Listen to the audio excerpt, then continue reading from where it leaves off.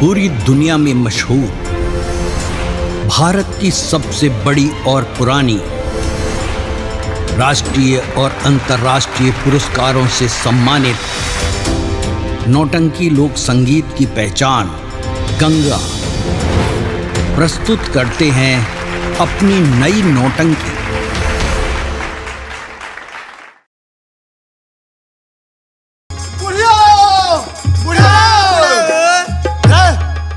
लेकर खला से रहे। हाँ लेकर खाए कौन कौन पर भाई तू जानता रह, तू ही जानता रह, हम ले कौन के मोह नहीं हमरा। रे बुढ़िया देख, बड़ा कृपा भइल बा भगवान के कि हमरे के बेटा बेटी के भगवान दे दहन। हाँ बड़ऊ, हमरे के ना खा लई लेकिन लेकर के भोर पेट खिया लई। हाँ जी बुढ़िया रे, बेटा और बेटी के दर्द ओकरा पूछ दे, बेटा बेटी नहीं खे। एगो लड़का खातिर, एगो लड़की नहीं खातिर, एगो औलाद खातिर हमने काला दावत मुड़ के रहना कहीं रे। सही कहता नहीं रवा जी। कितना भारा भखरी जा, कितना भगवान का आराधना कहीं जा, देवी देवता को कहीं जा, लेकिन भगवान ऐसा हमके कोई नहीं कि एगो औलाद न दहनी। लेकिन लास्ट समय में, बुढ़ानी समैया में हमने के दू गो औलाद दे दहनी। ए बुढ़िया बोली देख, हमने के ना खेल ले लेकर कोई कमी ना होखे, ओकरी के लेकर के मन से पढ़ा के बा, अब पढ़ा लिखा के ये साबित कर देवे के बा कि गरीबों को मन में इच्छा होला कि बेटा बेटी हमारे पढ़ लिखे कोनो साहब बने, कोनो ऑफिसर बने। हाँ जी बड़े सुंदर बाबू बबनी खुश रहो। प्रणाम भाई। खुश रह बाबू, प्रणाम भाई, खुश रह बबनी। बाबूजी काहे खातिर बोलाओ नहीं यहाँ सुंदर का हो तर लइकवा हो सोन रे रे मुझौसा तोरी के बात कह दे से तोरे दोनों ते बवानवा अच्छा कि इलो निसंतानी बा, इनका बाल बच्चा हो नहीं देखे। अच्छा तो का कर माने हो गइल बे त का करबो? हैं का करबो? हमार बेटा, अच्छा हमार बेटी हां और के हमके निसंतानी कही रे। ओइठा मत ढेर का हो? समांग देखले ढेर धधाए के ना। ए फतर पर बोला त कुट देव से जगह लगा लगा हाथ में छोड़ लई के लगी खा रहा का कर कोई कोची हो। अरे तोरा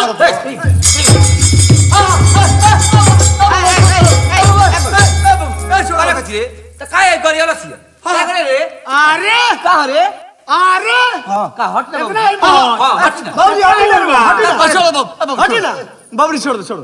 तो नि देहिए छु के बुझलो ना। ए अरे अरे इतना ही मत तो मार के देखलो ना।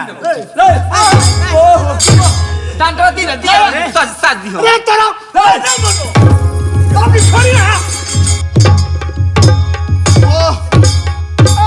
काका अरे माई रे माई।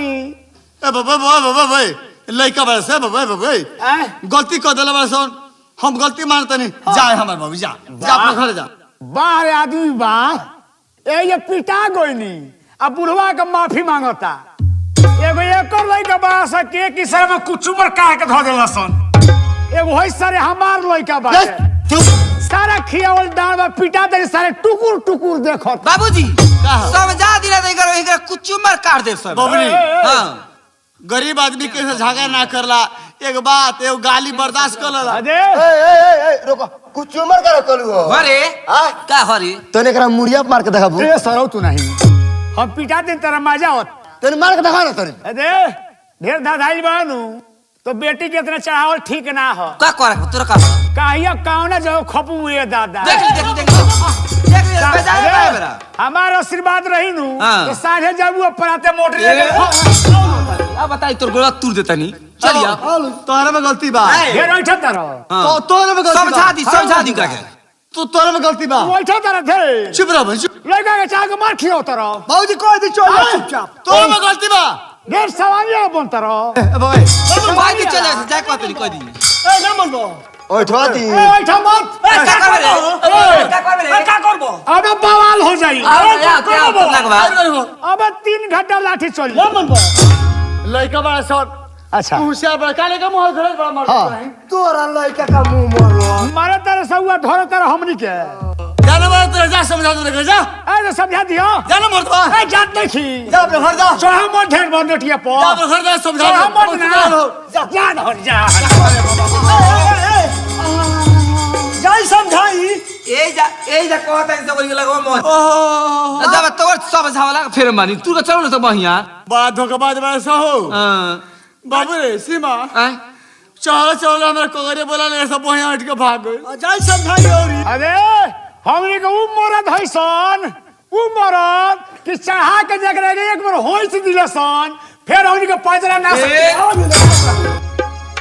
अब कपारे फाड़ दी दादा का रे का हो ए भाई जा ना बाबू अपना घर जा अपना तो घर है होशियार हो लेकर कहाँ चलो और समझा दे जा दे उनको समझा दियो लाठी चलाओ तरी जाना मर्द बा लाठी चलाओ तरी तेरा चूल्ही में बम ना रोक दे हनी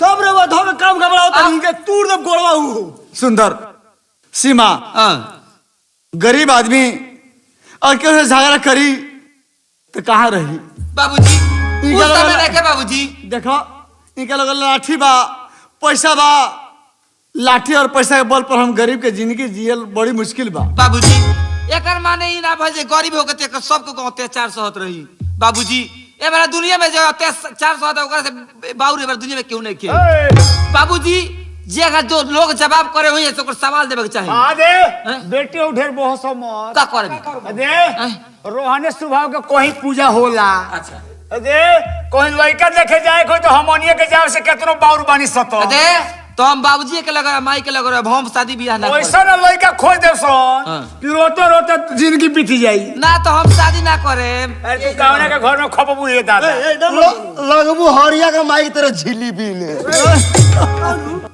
आनु ने बाबूजी माई काहे का हमनी के बोलौनी हलो सीमा आ सुंदर है ना अब देखो सब काम में काउर हमने ज्यादा कहा ठहरी ना कर करो ये मतलब ना भाई कि हमारे माई बाप माटी के बर्तन बनावल बाजारे बाजारे गाँव गाँव बेचल तो हम बनाओ तनी तू माटी के बर्तन बनवा बेचबा देखो तो हम लोग दोनों आदमी मन से पढ़े लोगिन हाँ बाबूजी हमने के जब तक शरीर में सांस रही मेहनत मजदूरी करके बर्तन बना के बर्तन बेच के तारा लोग के कपड़ा लाता कॉपी किताब खरीद के देव जा आ तू लोग पढ़े लोगी बाबू बाबूजी पढ़ाई के तो बात ठीक बा पढ़े तो जेबे कले से जौन भैया पढ़ाई को देले का? मत कहा हम ना कहे हो ओए पढ़े जाले सुंदर अरे सीमा का कहती है ए बाबूजी आय? ओए पढ़े जाले हाँ। पढ़े तो जेबे करले का करले बेग रख दे स्कूली में हाँ। आ जाके लइकन से गेना बैठ खेले ले ना बाबूजी ई बात ना हो बाबूजी तारे क्या बहुत मार मारे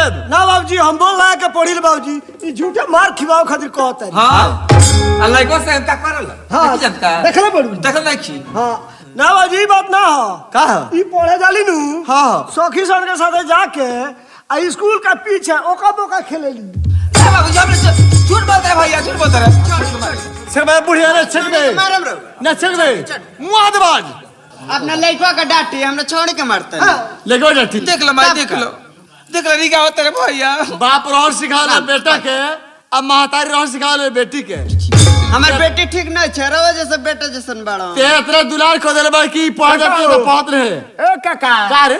आखिर तो मारो तरह चार लड़का निमनो बात कहला पो हाँ। एगो बात के हमरा अंतर बुझाता का एकनी के माई बड़ी कोरी आई केने से गोर हो गइल बा सन एक दूसरे का बेटा बड़ी मजाक उड़ा बड़ा मजा आ रहा है के बाबूजी बताए ना ई कौन बिया खियोल है कि दूर गोर हो गइल बा सन हट गए रे ए बाबूजी रे तो खीसा लगे सुन ले जैसन माई ओइसन बेटी जैसन भात ओइसन रोटी आओ मला चलो आओ बाबूजी देखी जौन बात सुनते हैं सब हमनी के अपना में हंसी मजाक करते हैं सन हमनी के दोनों भाई बहन पढ़े जाइले सन पढ़ला के सिवा और कोनो गलत काम ना करिले सब बाबूजी सीमा ए बुढ़िया अब बोली सीमा के समझा दे अब धीरे धीरे सियान हो गई बढ़िया से पढ़ी तो ते जानते हैं, शादी ब्याह के कहीं बात चलता तो सब लोग पढ़ाई लिखाई के बारे में पूछता कि बेटी लड़की कितना पढ़ ले बिया हमार लड़की इतना बुर्बक बिया जाला तो हमार बेटी खूब अच्छा पढ़े ले अपने सिखाई मन में रहा एगो सिखौले तो दिल्ली चल गई मुआ नहीं बेरा बाबूजी का हो? ए बाबूजी एगो बात कही का हो? देखी ना रोज तो हमनी के पढ़े जेबे करले सन आज मन करता जे खेलती सन। अरे पगली खेले का मन करता। हाँ बाबूजी सुंदर हाँ जी देखो ये लड़काई अवस्था हो लड़काई अवस्था में लड़का लेकिन के खेल कोनो बाउर चीज तो है ना। अब अगर खेले के बाद तो तहलो के खिलाना हम ले हम बना के देव।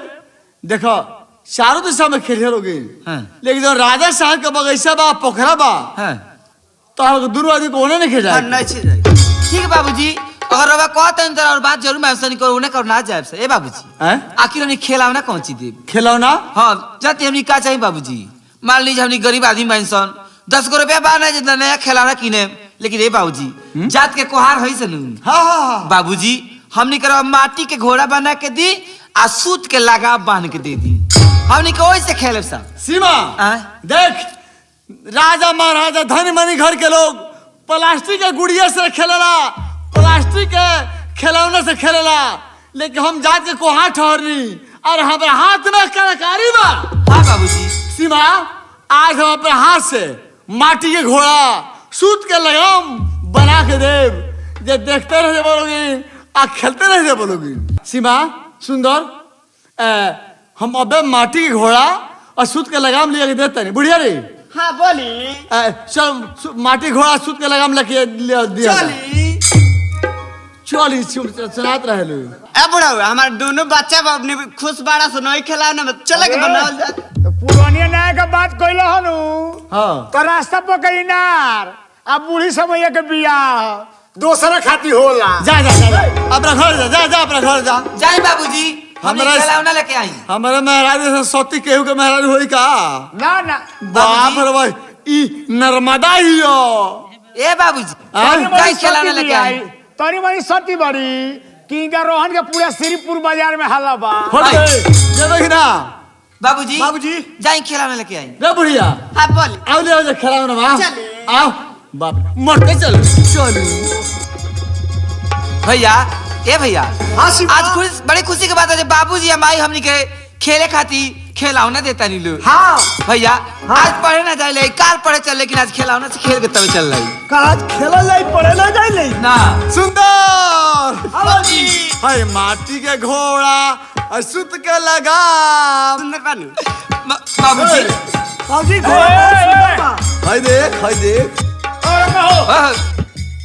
हाय घोड़ा हो सो ये बात ना हो हाँ हाँ माटिया का घोड़ा होता है सूत के लगाव नहीं लगो हाय घोड़ा हो सो हाँ अच्छा गो गोड़ बा हाय देख ओए हाय बीचो में का लटकल बा पूछो पूछो बीचो में लटकल बा तन पूछो ऐ। तोरा का बुझाई ना हम कोई को हो घोड़े हो हट माला बराबर बाबूजी और वाले जान लो हमने खेले जाता नहीं सर सुंदर हाँ बाबूजी माटी घोड़ा सूत के लगाम तो बना के दे दे तोहरा कौन के लेकिन याद रखो पगली खिलाता नहीं उत्तर दिशा में हाँ राजा साहब का पोखरा तर बगीचा में रखे जाके ना जाए सर एकदम चार दिशा में खेलिए लोग घूमे लोगी लेकिन उन्हें तो दूर आदमी रखे जाके ठीक है बाबूजी जा जरा बुढ़िया कितना अच्छा खुश बाबुआ बाबू नहीं लागत है कितना अच्छा लागत है बुढ़िया इधर हम जाने कहा है देख माटी के बर्तन कितना माटी कितना बढ़िया सुंदर घोड़ा बनौले बनी बाबूजी ये तो रोटी बनावला क्या कहले हम सोबर ना बनी ठीक है बाबूजी अब रोल जाइन होने का आशीर्वाद दिलो आ रोल जाइन लो अपन काम करियो खुश रहो बाबू बाबू हाँ बाबूजी बुढ़िया खुश रहो जतनी माई खुश रहो। सीमा याद रखे राजा के पोखरा का नहीं जाके ना जाए से बाबूजी ठीक बाबूजी हमने के ना जाए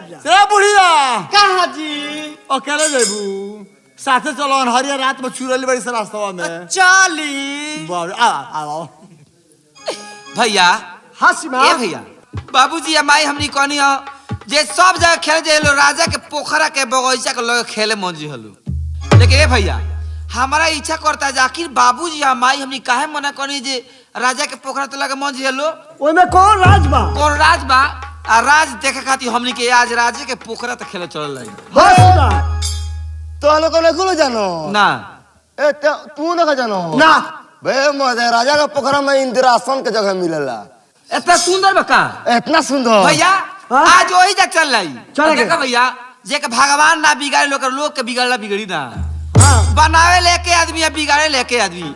अगर भगवान बिगाड़ दिए तो क्यों बनौले बनी ना, अब भगवान बना दी है तो क्यों बिगड़ले बिगड़ी ना। चलेगा सीमा। हो जे के राम ना बिगड़ी है ओ कर लोग का बिगाड़ी। जेके राम ना बिगड़ी है ओकर लोग का बिगाड़ी। रही जे कृपा भगवान के निर्बल न तो बहारी।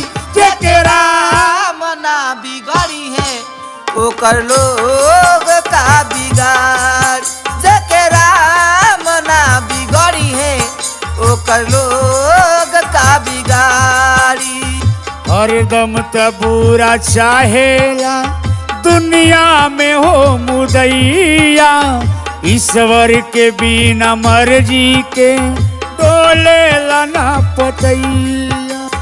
हरदम त बुरा चाहेला दुनिया में हो मुदैया। मीना के मर्जी के डोले लना पतैया। मारी बात शासन के परमारी बात शासन के गीत ना गीत तानी। जेके राम ना बिगड़ी है ओ कर लोग का बिगाड़ी। जेके राम ना बिगड़ी है ओकर लोग का बिगाड़ी।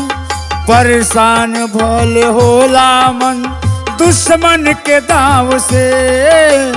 ऐसन भी होला जग में दर्द होला न घाव से।